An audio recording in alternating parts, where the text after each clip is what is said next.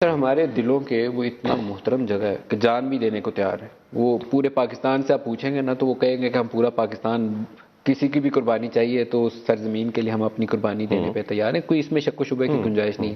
پاکستانی فوج کی وہاں پریزنس موجود ہے، ہمارے ملٹری ایڈوائزرز موجود ہیں، فزیکل پریزنس ہے فوج کی، تو ہم اس کو اپنے دل کے قریب رکھتے ہیں، اس کی حفاظت، اس کی سیکیورٹی. تو وہاں سے توقعات بھی تو ویسی ہوتی ہیں. ہاں بالکل ہونی چاہیے، بالکل ہونی چاہیے. اور انشاءاللہ میں سمجھتا ہوں کہ سچویشن میں بہتری آ رہی ہے. بالکل جو آپ دیکھ رہے تھے نا کہ دیکھیے، ایک تو یہ ہے کہ ابھی جو نیو یارک میں ہمارا اجلاس ہوا تھا کانٹریکٹ گروپ کا، اس میں سعودیہ نے بالکل ہمارا ساتھ دیا تھا. جو منسٹریل کمیونیکے سامنے آیا ہے وہ بالکل اس میں ٹھوس تھی ان کا موقف. جو ان کا انڈیپینڈنٹ ہیومن رائٹس کا کمیشن ہے اپنا OIC کا، اس نے بھی بالکل مؤثر ایک موقف اختیار کیا ہے. لیکن میں آپ کی بات سے متفق ہوں کہ آگے بڑھنا ہوگا، اور سعودی عربیہ سے پاکستان کی عوام کی توقعات ہیں، اور میں ان کو برملا کہہ چکا ہوں کہ آپ سے توقعات ہیں اور آپ قوم کو مایوس مت کیجیے. اور مجھے امید ہے کہ وہ میری بات ان کے ذہن میں اٹک گئی ہے. محمد بن سلمان جو بیان اسلام آباد میں دے کے گئے ہیں اور ہم اس کو اپنا دوست سمجھتے ہیں، تو اس دوستی کا وہ اظہار عملی طور پر کرے. وہ پاکستانیوں کی پکڑ دھکڑ نہیں ہونی چاہیے. فیٹ ایف کے اجلاس میں لاسٹ ٹائم انہوں نے ہمیں ووٹ نہیں کیا. ایک اور میرے لیے کافی تکلیف دہ چیز تھی. دنیا ساری نہ کرتی لیکن سعودی عرب کو ہمارے ساتھ کھڑا رہنا چاہیے تھا. اب فیٹ ایف کے اندر وہ ہمیں سپورٹ کریں گے، انشاءاللہ کریں گے انشاءاللہ. فیٹ ایف کے اجلاس میں ہم نے ان کے ٹیکنیکل لسٹ میں بہت اچھی کمپلائنس کی ہے.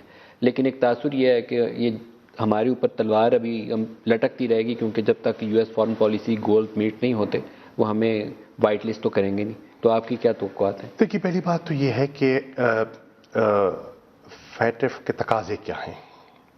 وہ تقاضا ہے کہ آپ ٹیرر فائنینسنگ کو چیک کریں، تقاضا ہے کہ منی لانڈرنگ کو چیک کریں. ٹھیک، فیٹ ایف کو ایک طرف رکھتے، کیا یہ دونوں چیزیں ہمارے اپنے مفاد میں نہیں ہیں؟ دنیا کہیں نہ کہیں ہمیں ویسے ہی کرنا چاہیے. کوئی دو رائے نہیں. اب ہمیں اپنی بہتری کے لیے کرنا چاہیے، اور اگر دنیا کہہ رہی ہے تو ہمیں آگے بڑھنا چاہیے.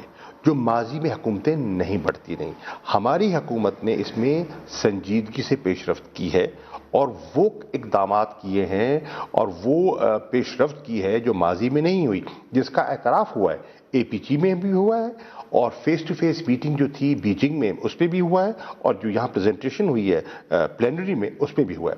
اور ایک اور چیز، ہمارے اقدامات کو دیکھتے ہوئے اجلاس سے پہلے ہی ابھی میں آپ کو کہہ سکتا ہوں کہ ہندوستان کو منہ کی کھانی پڑی. ہندوستان نے تن من دھن لگایا کہ پاکستان کو بلیک لسٹ میں دھکیل دیا جائے، اور انشاءاللہ ان کو ناکامی ہوگی اس میں. اب سوال یہ ہے کہ ہم گرے لسٹ سے ہم باہر آئیں. ہماری خواہش بھی یہ ہے، ہماری کوشش بھی ہے. میں سمجھتا ہوں کہ جو ہم نے اقدامات اٹھائے ہیں ان کو in recognition of that FATF کو پاکستان کو گرے لسٹ سے باہر کرنا چاہیے. میں سمجھتا ہوں کہ یہ ایک ٹیکنیکل ایشو ہے اور اس کو پولیٹیسائز نہیں کرنا چاہیے.